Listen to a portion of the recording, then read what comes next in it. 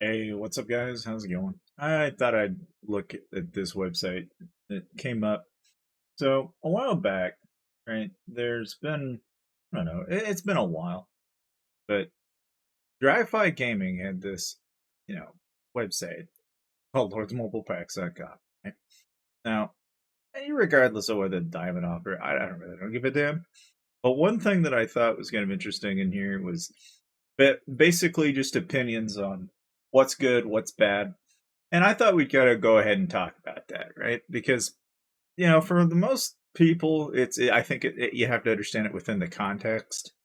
So for gyms, he's saying monthly gym passes, buy the monthly pass once a month, breakthrough bonus if it's available, grab the super savings pack and the let's celebrate pack, and or tons of tokens bursting with riches and trusty special. This rotation that's suggested here, that's pretty much what 99.9% of people are doing. However, I will point out that outside of what you can spend, about the only alternatives here, as far as getting gems are concerned, I think a lot of people in excess, unless you're spending like a few $100s, you're really not going to find a ton of value in buying packs that strictly give you like gems based on like, say, if you spend $5, you're going to get a couple thousand. In other words, what I'm saying is don't.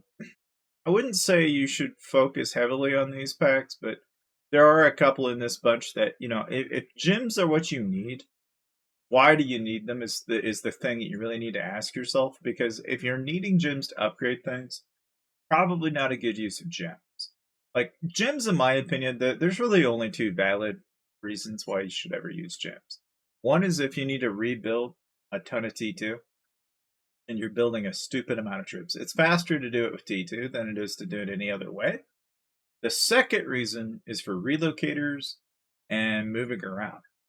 Any other reason outside of that, I think, is kind of skewed, in my opinion, in favor of IGG than it is you. So when it comes to value, as far as packs go, I'd say I'd probably pick up the gym passes. In fact, if you can get somebody to gift you a gym pass, that's the way to go. Because how do you get someone to gift you is probably the first thing that comes to mind. I can tell you that there are a lot of people in this game that they'll openly tell you, "Oh, I use Google Play, I use Apple Play, I use Aptoid, Huawei, whatever option that they go with." And then there's the black market, which is the people that are basically sitting on the sidelines. And let's say you spend $3.20 per 100,000 gems, they convert it for you. Yeah, I know it's out there, and consciously or not, whether people agree with it or not, it's out there. Okay, it's not hard to find. I'm only going to talk about it with you guys in particular because I'm going to be straight with you. Okay, which is to say that for a really long time, there has always been alternatives to getting packs. There's always been alternatives to getting any kind of gems in this game. It's always been there, and it's usually been cheaper. What they don't tell you is that the means by which they get it versus what you get. You ultimately will get what you're paying for, but how they get it is questionable. If you look into the nitty gritty of that, the dark side of that, the conversation that a lot of people have over like sponsored accounts and, oh well, this guy's got X and X amount of money. Where's it all coming from? I have a couple of ideas, and I'll get into it more in this video. But for today, we're going to really focus heavily on this, and we'll look at it towards the end. So if you want to stick around, make sure you like, subscribe if you're interested in Lloyd's Mobile, because, like I said, I do this kind of thing on a regular basis. So when we're talking gems, honestly, I wouldn't bother with bursting with riches. Tons of tokens is good value, and I say that because you need it for halos, you need it for there are different avenues that you can go with, but the tokens pack, I agree 100%. I don't bother with Frosty Special or Bursting with Riches because it's a waste of time. I mean, you might win, but not 90% of the time it's a waste. Super Savings is okay. Let's Celebrate is probably the better value pack that you can get in that.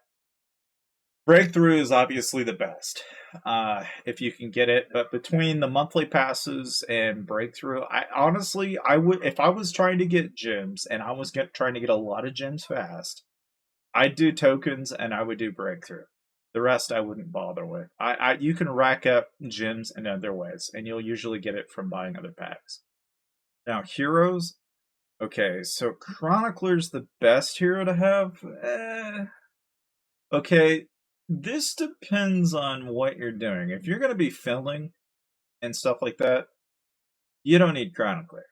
Okay, nobody gives a damn about having Chronicler. When it comes to heroes, I think context is big here. If you're defending, yes. Are you attacking? Yes. Okay, then Chronicler is a good choice to have in there if you have the spare money to burn. Is that every hero in this game, for the most part, is anywhere from 500 plus. Even if you slow roll that shit, you're still going to spend 150 to 200 bucks, bare minimum. Okay. Now, I would argue that Chronicler is really suited best for people that have already gotten Jade Worm and you're just looking to get a little bit more out of the debuff that you can already get on counters. If you can get a counter, this just makes the counter hurt that much more. Chronicler, okay, not a bad hero, but it is not the best hero. I would disagree with this. As for the best 5 army heroes, Songstress of the Sea, Lore Weaver, Berserker, Stormfox, and Watcher. Okay, yes, Stormfox and Watcher, okay. These two here are pretty damn good all across the board for only 2 reasons. One, they give you HP and attack. The other reason is training speed. Okay, so Stormfox and Watcher, technically, okay, you're not going to spend to get Watcher in the same way that you're going to get Stormfox. You know, so for a pay to win, in my head, okay, Stormfox is good in Coliseum, in part because you get a magic attack bonus, and there's a lot of bonuses that come with Stormfox. So, honestly, yeah, Stormfox is probably a good buy. Is it the best army hero, though? No. Neither is Watcher. And the only reason being is because technically you still have other bonuses that you can take into consideration. I think if you're looking at it from the perspective of a trap account, and if you're looking at it from somebody that's building a shitload of troops, like a main T4 high-end player, it's good. If you're, I mean, really across the board, it's good. But it's not for the army bonuses so much as it's really, if anything, it's mostly from a training speed, building your troops factor, and it's just a little additive that you get on top of that. But beyond that, Watcher and Stormfox aren't good Coliseum heroes. So when it comes to the overall value of those heroes, I mean, it's good, but it's not good enough to, like, I wouldn't focus solely on them. Let me put it this way. Okay? Because when you look at Songstress of the Sea, Lore Weaver, and Berserker, okay, Berserker's a good Coliseum hero, and it's a good army hero. Lore Weaver's a good healer in Coliseum. It also makes a good army hero. Songstress of the Sea is the worst Coliseum hero I think you can have, but yet a good army hero. All right, so between the 3 of those, one that isn't mentioned in this list is actually Dream Witch, which is another army, based. Like, training speed is a big thing, right? I think anything that gives you training speed is generally a good value, all right? But it's just how much money are you willing to burn? Because when you play hero, it's going to be mainly based on what it is you're wanting to get added value. I think for most people, if you're going to pick out of those 4 to pick from, I would bother with getting Stormfox and Lore Weaver, and then pick up Watcher as you go. If you happen to get Berserker, great. And if you had to choose, I really strongly suggest getting Lore Weaver before you get any of the other, because they're not as big of a deal. If you're starting out, though, you can also benefit from getting heroes like Petite Devil or Witch Doll. Witch Doll would probably be by far the best if you're starting out, because you're going to get so many other bonuses that you would otherwise not get. So, on that note, though, obviously the best packs are always the $5 ones. That's not wrong. Again, when you're looking at the diamonds, just remember that 100 diamonds is $1. Okay, so context is everything, but it doesn't mean shit when you're looking at this website, but I'll give you context. Familiars, Jade Worm being the best value. That one I've yet to actually try out yet. I just happened to get Jade Worm on my alt for my trap not that long. Okay, I've almost maxed it out. I have yet to actually test to find out if Divine Fire is as good as people say it is. What I can tell you is that, again, this goes back to counter boost research. Okay, anything that adds counter boost is a huge plus in the game. Everybody will argue that, oh, well, if you get that much more bonus, that's that much more damage, therefore that much more better for your account. Yes, but like if you're thinking in terms of familiars, what other familiars are in the game that you can get with money? Well, there's Blackwing for one thing. There's Bunny, aka Bunny Hop. Okay, I would argue Bunny Hop is the best value for money because that's a leader bonus gain. Anybody or everybody that does rally leading in this game will tell you that a bunny is a must. Okay, Blackwings are kind of a sidewinder thing and not as important. Queen Bee's a noticeable mention. I would say that when it comes to value, I think a lot of people that are defending fillers and people that are probably defending mostly will agree that Jade Worm's probably a good buy. But if you're rally leading, that's where you will not see as many people go for Jade Worm. Because when you're going around attacking players, you're not going to focus on Jade unless you're trying to get that counter boost research. But again, most of the people that do that are also trying to get and rack up through alternative means. Now, as far as the best buy on tons of tokens, that's 100% correct. If you're going to do familiars, get it through tons of tokens. You're not going to get any better value any other way. So if what he's trying to say here, I think, is really just don't buy the packs for, say, Blackwing. Don't buy the packs for Bunny or for Bon Appetit or Gargantua because you can get it in Tycoon and it's a lot cheaper. I don't disagree with that notion. You can get a little over 100 plus packs for a lot less money doing it through the tokens. So that I don't disagree with. And again, much the same logic. If you buy them at $5 pack rotations, that's a good way to do it. Now, this is an interesting opinion. So best value is Way of the Champion. But if you want a full run of Rising Champion for about $200 or $175, then it's good value. That is primarily true. There is one thing to mention though, which is Let It Snow, and then Summer Savings, which is you'll rack up some champ chests quite a bit in that rotation as well, and those are only $5 packs, but they don't show up on the rotation all the time. So if you're trying to get champ packs and you're going to go down that rabbit hole, obviously Way of Champion and Rising Champion are the ones that you're buying, but the $5 packs are also a good notable mention that isn't mentioned here. Now, monster materials. Matt Madness or Matt Mayhem is kind of an interesting question because it's really coming down to what are you trying to focus on? What are you trying to build up to? I think that's really just going to be dependent on what you're working on. I don't think most people would need to bother with monster materials, really. If you're going to go champion or you plan on playing high end, go champ and don't even bother. I honestly, if I had known that I was going to go champ later down the road, I would never have bothered with these packs. These packs are really only relevant if you're willing to spend like maybe a couple thousand, but even then, it's like the amount of money involved in this is a lot higher than most people would like to admit. And so when you're looking at this option, I would only really consider it if you already do have existing sets of gear and you're already convinced that you're going to build those sets. Outside of that, if you're someone new and you haven't played the game, I wouldn't bother. Now, jewel packs, crown jewels in particular, okay, that's okay. Obviously, there's a new assault pack that they've brought in, and $100 versions of that pack, even though it's not as good. It's pretty bad. Personally, I don't bother with jewels in this regard because honestly, I feel like if you're gonna go down that rabbit hole, I'd rather gem the actual jewels through the gem shop than I would than this option. And I say that because you can go around and trap players, and if they want their leader back, they can pay back in gems. And a lot of people just have them send them back jewel boxes. Easy way to do it. But obviously, if you're not trapping, you're a defensive player, then yeah, this is typically not bad advice. I would say crown jewels is what most people pick up. If you get assault force, I think that's a little wasteful. And I only say that because army attack jewels aren't really all that handy. HP jewels you get out of the champ pack.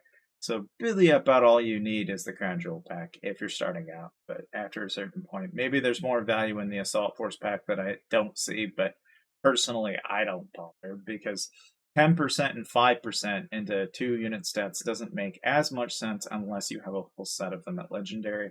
And if you have a 20% stat on a single unit stat, it's still 5% more into that single unit stat. So unless you've got a full set of these, then that only then does it start to seem like a logical conclusion to make. But even then, I still don't think I'd do it. So Assault Force is one of those packs I would never bother with.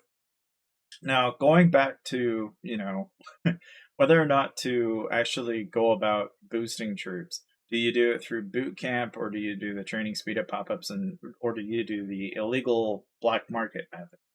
If you're doing the black market method, this is technically cheap.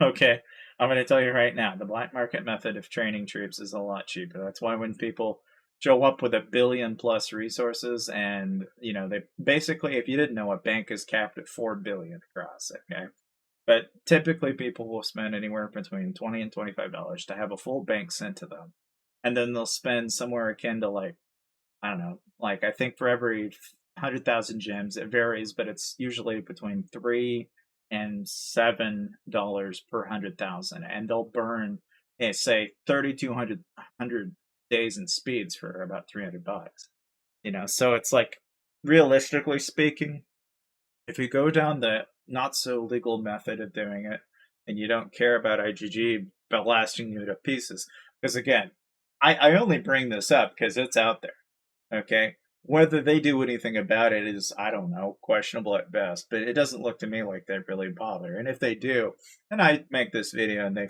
flip a table for me mentioning it, I'm sorry, it's like, it's out there. There are people doing it. It happens all the time.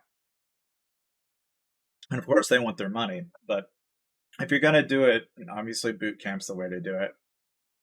Tomes, that's a tough one. As far as tomes are concerned, I would say that's probably generic advice, I'd say. But when you're trying to work on tomes in particular, I think the labor pass is not a bad choice. As far as the other packs are concerned, I can't really vouch for massive discounts, but that's an interesting thought that I never really put a whole lot of time into. So I guess that's maybe not so bad. Everlasting treasures, the rates on those suck. Okay, so even though they're a worthy mention, those really suck. I wouldn't bother. Or weekly archaic packs, maybe, I guess, but I don't know. That's kind of a toughie. Now T5 in particular, I think Blue Knight Scavenger is the one I was picking up quite a bit. I don't bother with Luminous Gear. For orbs, obviously Knight of Mystery and Strike a Deal. That's the only way to do it too. Because outside of that, even let's say you gem that and go through the illegal methods of black marketing, that's still not worth it. Like, you're better going through IGG for that value. That is one thing that's worth mentioning, because you're not going to get as much value. It's the only shitty thing. Star Scrolls, kind of the same deal. There's only like 1 or 2 ways of getting Star Scrolls in this game, and they all suck. I will say, though, if you're going to get Star Scrolls, you will tend to find that the events that IGG will do from time to time within the news tab is actually a better value in terms of what you can get in Star Scrolls. And I say this because, and this goes in general for all the spending you do in this game, they tend to reward you if spend in large quantities, because you'll have an event that they'll do and they'll be like, oh yeah, you can get like all this excess shit, but you also have to spend like 1,000, 2,000, or 3,000 at a time, and so like, I would be of the opinion that if you are interested in getting Star Scrolls and shit like that, save for an event like that and then do it, because you'll get more value, I think, in doing it during those times than you will than trying to do it all at once or over a period of time. As for Astrolite, that is 100%. I don't disagree with this at all.